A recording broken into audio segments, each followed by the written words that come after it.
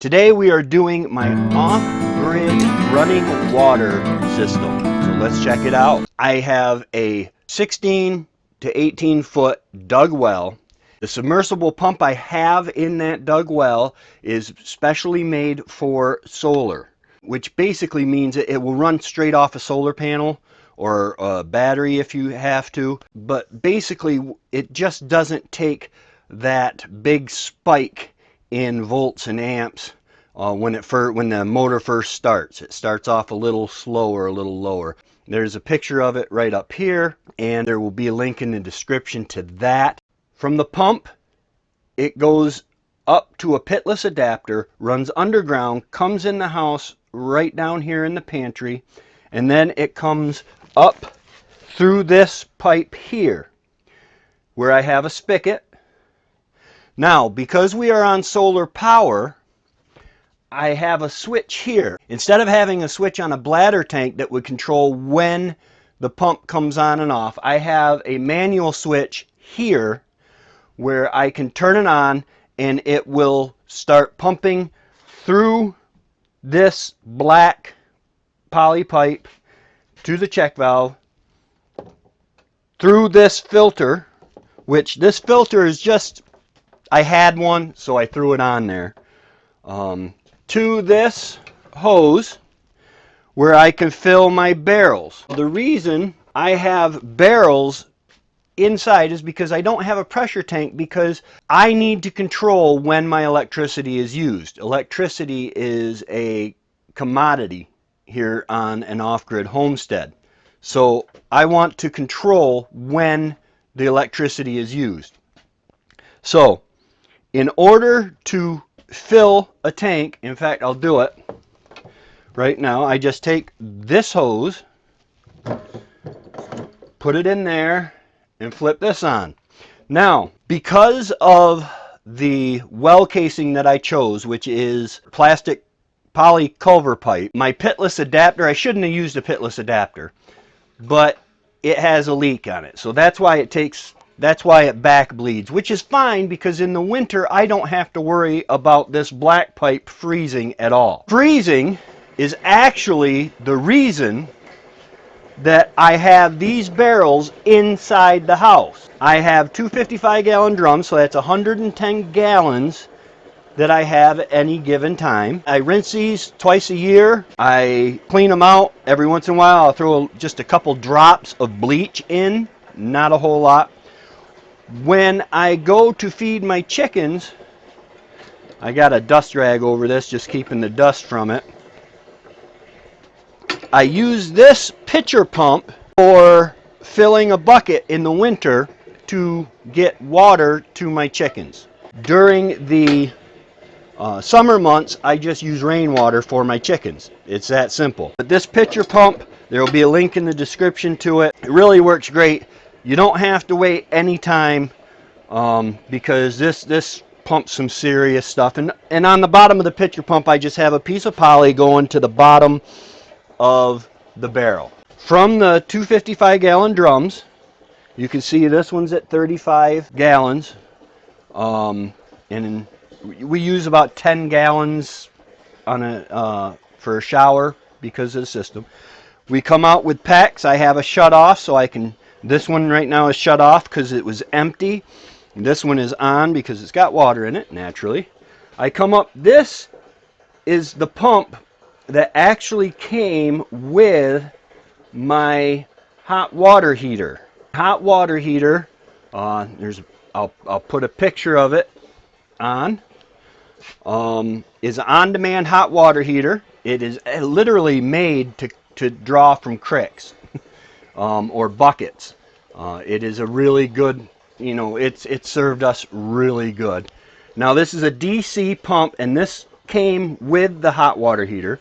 It is a 12 volt DC pump that I have running to my batteries, straight to my batteries. And it will keep the water pressure at 50 psi. You can get them bigger. I think if I ever replace this one, I am going to replace it with a 60 psi or as big as the pecs will handle. From there, and I've got these cushions in there. It's still kind of loud when you run water, but we don't even notice it anymore. This is the same setup you have in a camper, where you fill your tank, and from the tank you draw and it goes to your faucets. Now we have very hard water and a very shallow well, so I run to 2 filters. This is a 1 micron water filter. I changed it on March 4th of 2021. It's getting due to be changed again.